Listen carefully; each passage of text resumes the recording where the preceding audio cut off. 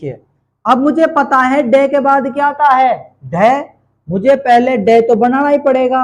देखिए ये बन गया ढ। अब मुझे बनाना है ढ। आप इस ढ को यहां पे लिख के देखिए, देखिए ये बन गया आपका ढ।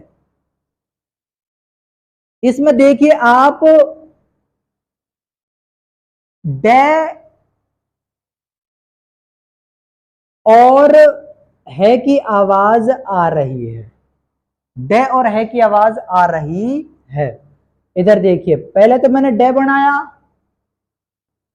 और है की आवाज के लिए क्या लगाऊंगा, दो चश्मी है। अब देखिए जोड़ के लिखिए, ये तो हो गया आपका ड, ठीक है।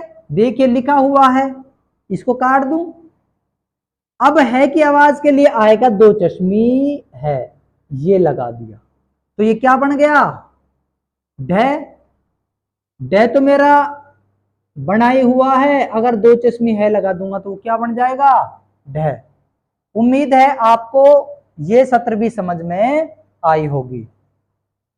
मैं आपको यहां पर एक चीज और बता दूं, वो चीज ये है कि आपने जब हिंदी पढ़ी होगी तो आपने ऐसे ही हुरूफ, ऐसे ही वर्ण और देखे होंगे, लेकिन उनके नीचे आपने बिंदी भी देखी होगी, उनके नीचे नुक्ता भी होता है।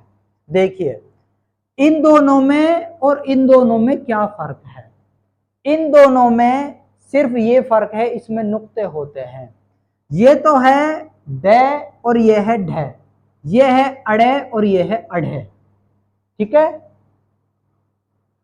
जो ये बोले जाते हैं इसमें जो हमारी जबान होती है पूरी ऊपर जाकर एकदम नीचे से आती है ड और ढ।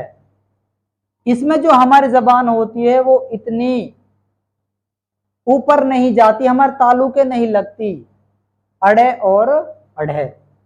देखिए इन्हें कैसे बनाते हैं, ये आपका र है, ठीक है, और ये दाल है, इसमें पूरा घुमाव होता है, ये सीधा होता है, ठीक है।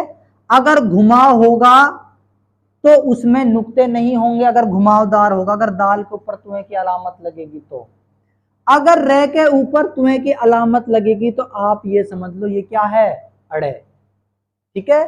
देखिए और ऐसे ही क्या बन रहा है अढ़े, अढ़े तो पहले बनाना ही पड़ेगा, तो जो ये अढ़े है इसमें है की आवाज आ रही है और है की आवाज के लिए क्या लगाऊंगा दो चश्मी है।